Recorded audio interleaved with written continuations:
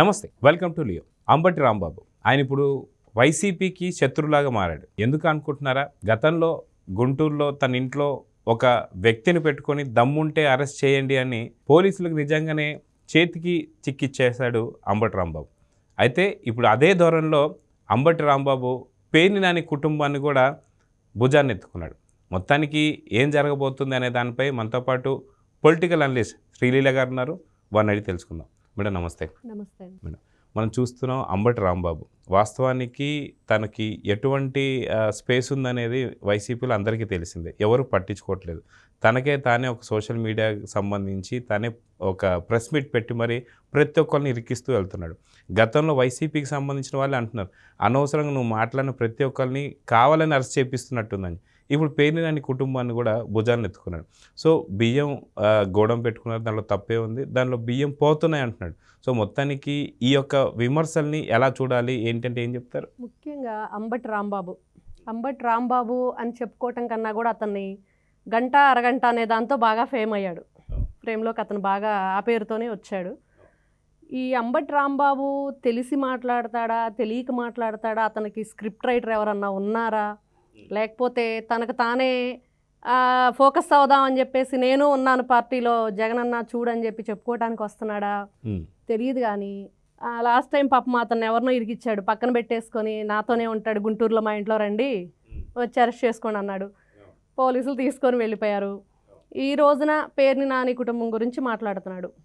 ఏమని మాట్లాడుతున్నాడంటే, ఒక మహిళ, ఆవిడ గృహిణి, ఇంట్లో ఉండిద్ది, రాజకీయాల గురించి ఆవిడకి తెలియదు, ఆవిడ ఎటువంటి అభంశుభం తెలియని ఆవిడని మీరు కక్షపూరిత రాజకీయాలతోటి బయటకు తీసుకొచ్చారని మాట్లాడుతున్నాడు.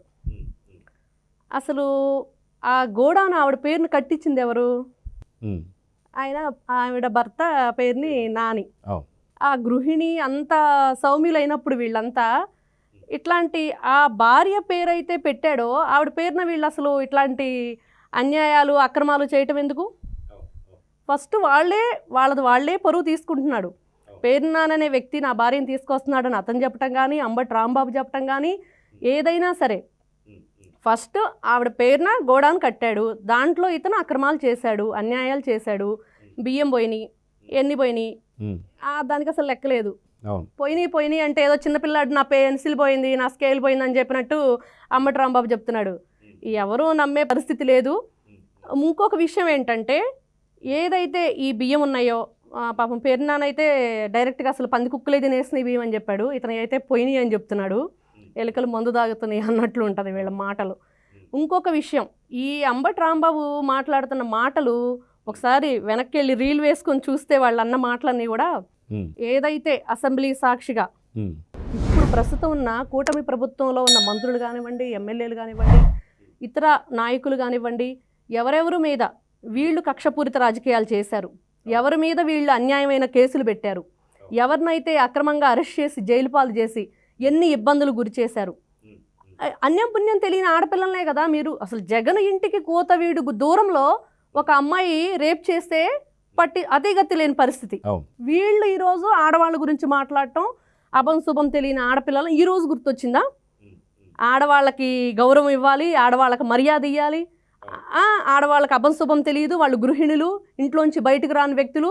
మరి భువనేశ్వరమ్మ ఇంట్లో నుంచి బయటకు రాని వ్యక్తే కదా, ఆవిడ ఏ రోజైనా రాజకీయాల్లోకి వచ్చిందా? మీరు కదా ఆవిడని బయటకు లాగారు, మీరు కదా గౌరవ సభ చేసి ప్రతి ఒక్క ఇంటి ఆడపిల్ల తలదించుకునే విధంగా మాట్లాడారు. ఎవరైతే సాక్షాత్ మనం శ్రీరామచంద్రుడు శ్రీకృష్ణుడు అని చెప్పుకుంటామో ఎన్టీఆర్ని, అతని కూతుర్ని మీరు అర్హంగా మాట్లాడినప్పుడు ఈ రోజున అన్యాయం జరిగిన అన్యాయానికి మరి విచారణ జరగదా? మరి అట్లాంటి వ్యక్తులను నువ్వు ఈ రోజున ఏదైతే పేర్ని నాని భార్య ఉందో ఆవిడకి ఏమీ తెలియదని మాట్లాడుతున్నావు. ఈ పేర్ని నాని ఎవరికైతే సపోర్ట్ ఇస్తాడో వాళ్ళు నిజంగానే జైలుకి వెళ్తున్నారు, ఆల్రెడీ మనం చూసాము. ఇంకొక విషయం చూసుకుంటే అతను పాపం పోలీస్ స్టేషన్కి తీసుకెళ్లారు, అతను కూడా మళ్ళీ తిరిగి వచ్చే పరిస్థితి అయితే కనిపించేటట్లేదు.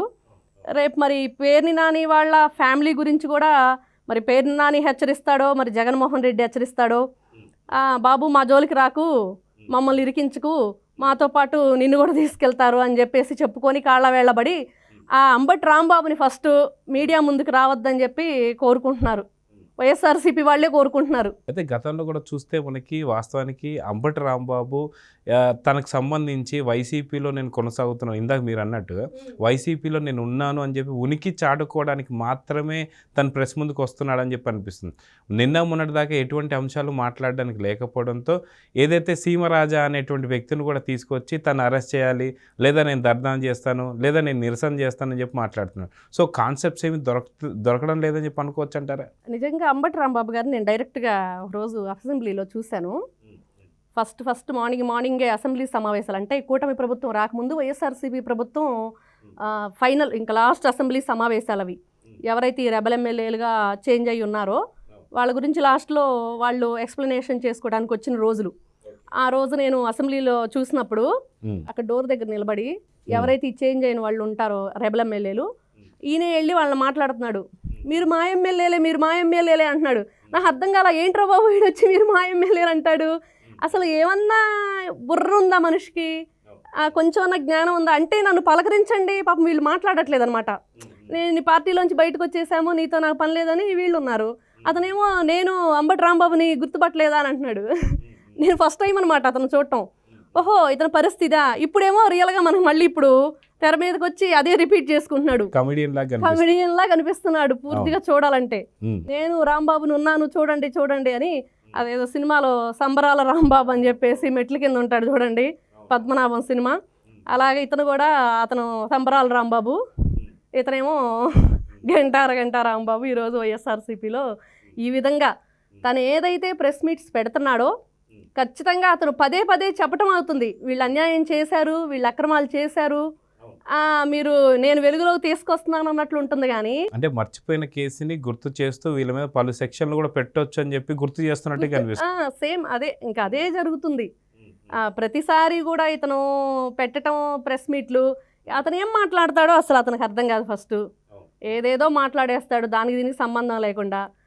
ఇంకా అట్లాంటి వ్యక్తి గురించి వైఎస్ఆర్సీపీ వాళ్ళు జాగ్రత్త పడతారా, లేకపోతే ఇలానే వదిలేస్తారా, ఇంకా వాళ్ళకే వదిలేయాలి. అలాగే చూద్దామని ఖచ్చితంగా అంబటి రాంబాబు మాట్లాడే దానికి ఖచ్చితంగా వైసీపీ వాళ్ళే శత్రువు కింద చూస్తున్నారు. గతంలో ఉన్నటువంటి కొన్ని సందర్భాలు కూడా ఇరుకుని పెట్టించేటటువంటి పరిస్థితి.